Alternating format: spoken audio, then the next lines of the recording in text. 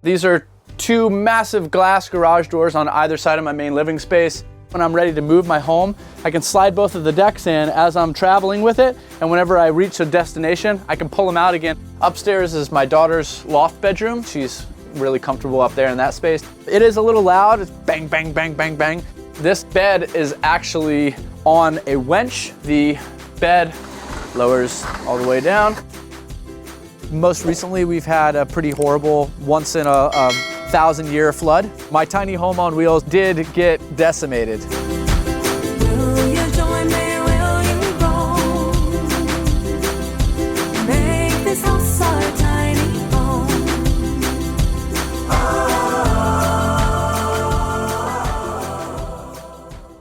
Hey, I'm Ryan. Welcome to my tiny home on wheels.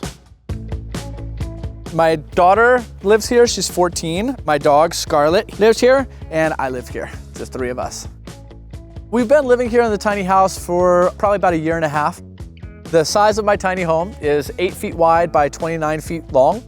The square footage on the inside is around 250 to 280 square feet, somewhere in there. That's including the loft space. And I custom designed and built this place myself.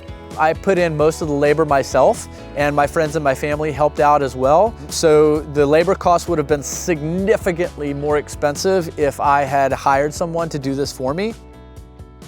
This ended up costing me around 100 grand to design and build this thing.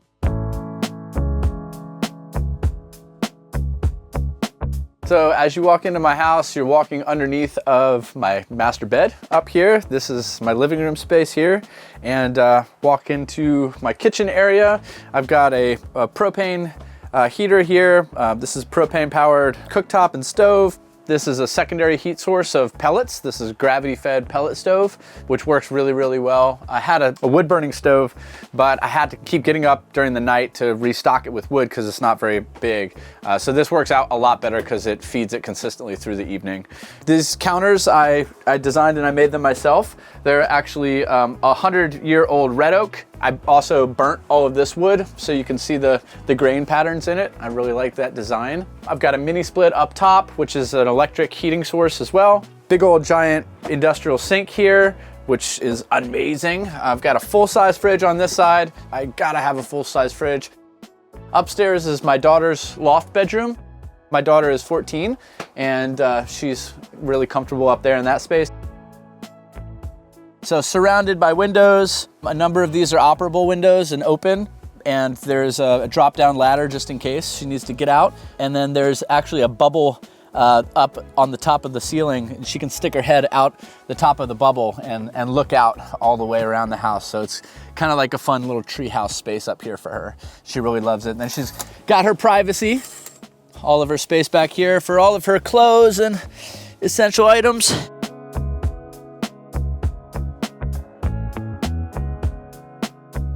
And then this is my bathroom. I've got a sliding door that I designed in there. And as you come into the bathroom space, got a full-size shower. As you can see, I still have some trim left to do, but I do have a really nice rain shower head here and a regular shower head on the other side.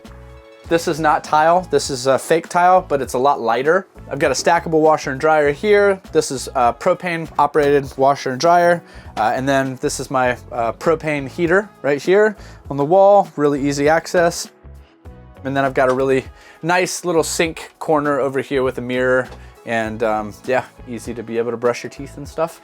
And the door also locks, which is nice. Yeah. Hi. So that's my bathroom. I also really love the tiny pieces. So this countertop actually continues to go through, and I sliced it in here the perfect way for the sink to be able to fit. We are parked currently about 20 minutes outside of Asheville, North Carolina. I am right on the Ivy River.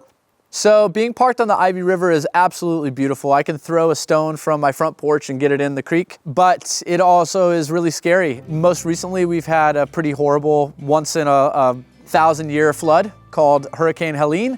Take a look at the creek out here. That's little Ivy River right there. I've never ever in my life seen it that high. That is absolutely insane. When Helene hit, it flooded not only my tiny home on wheels, but it also flooded my parents' 130-year-old farmhouse that I grew up in. Pretty much anything along the Ivy River got either completely destroyed and washed away, or flooded so badly that it needed to be torn down or completely gutted and renovated. My tiny home on wheels, luckily, did not wash away, but it did get decimated. I mean, the water got probably a couple of inches high inside, which doesn't sound like much, but it's not a good thing to have it sitting in water. We had a lot of volunteers. My background is construction management, and so I was able to manage the volunteers and the donations and focus the last year on repairing my parents' houses as well as my own. And even though this is sitting on blocks and didn't wash away, I had to completely tear out the entire bottom floor and then rebuild everything from the frame of the trailer up. So that cost a lot of money, but I'm living here again, which is great. And now I'm trying to find a place to move this tiny home that's safer, because every time that it storms, you know, that trauma comes up, and I get really stressed because I'm really worried that it's gonna happen again. So eventually we hope to raise enough money that I can find another piece of property that's safer to park my tiny home away from the ivy. Okay, so I'm gonna move from the bathroom over to the living room and show you guys my main living space and my master bedroom.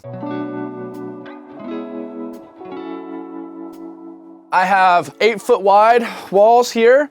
The curtains open, which these are 2 massive glass garage doors on either side of my main living space.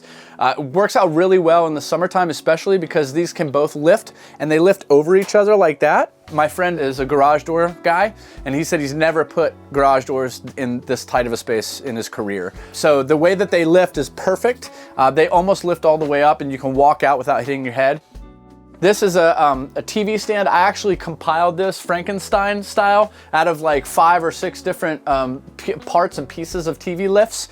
And the way that it works is it actually, the TV locks into place like this. It's slow, but the TV lifts all the way up to the ceiling. So the couch, this is like a seating spot up here, you know, but this bed is actually on a winch that resides in the frame of the wall back here. And so the way that this winch works is it goes up and out of the way of these. These actually keep it from having tension on the rope the entire time.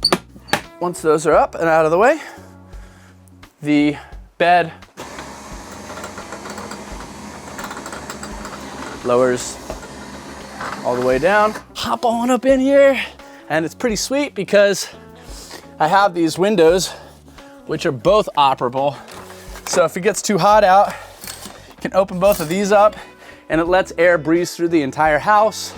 So that's really amazing in the summertime as well, to be able to get the airflow moving through. These ropes are a lot of fun for doing all kinds of really awesome things up in this bed.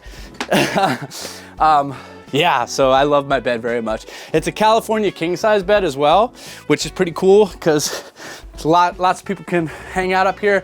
And then the TV, when it lowers down and faces this direction, it's kind of like you're in a little movie theater or something. And then I use these climbing holds to be able to open this. And these are hydraulics, which hold this up. And then this is my master closet right here. So this is like pretty much all the clothes that I need, you know, and closes down. This thing's probably like 800, 1,000 pounds. Whenever I want to have company over and I'm not using it, it's Bluetooth. It's the only Bluetooth powered winch available. Well, when I designed this place anyway. And so I could just push a button on my phone and lifts the sucker all the way up. Flip these down.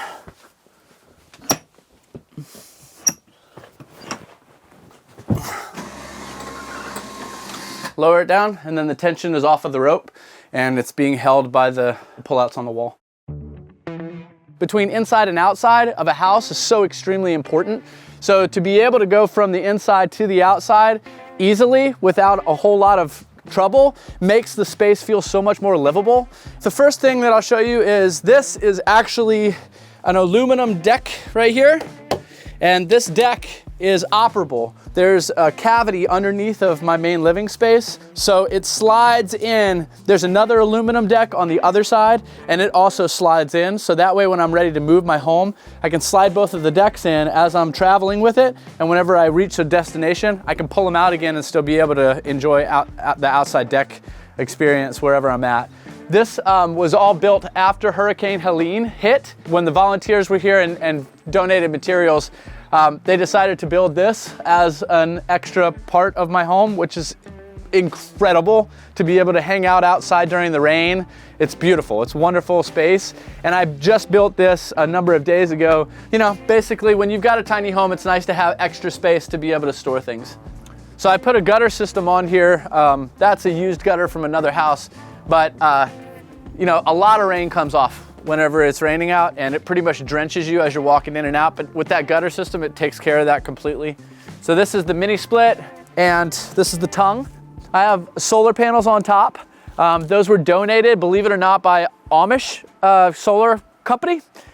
And I was amazed because I didn't know that Amish had anything to do with electricity whatsoever, but apparently if it's solar, they're okay with it. And so they installed a number of solar panels on my roof. The solar panels come down and they go into, this is what's called a dog house. And the dog house is only accessible from the outside of the tiny home, but this is where all the essentials lie. I've got 2 propane tanks here, and this is actually a switch, so I can go back and forth between the 2. So that way when one propane tank runs out, I can switch it over to the other one and have time to go refill that one. On this side, I have a diesel heater. This is extremely convenient. That's emergency backup heating for my house. It is a little loud, it's bang, bang, bang, bang, bang, but you know, you can fall asleep to it, especially if it's warm inside and not freezing. This is where the vent comes out for the diesel heater and the air intake for the diesel heater. And then this is grid power. This is where my main power line comes in. And I'll show you the solar setup over here. I've got 3 doors on this, so I can access it from any side. This is the inverter right here, and this is the solar battery right here. Right now I only have 1. Really, I probably need like 3 or 4 to be able to power this for long enough in between power outages. But this gets us by with bare essentials. And yeah, right now it's mainly used for emergency backup.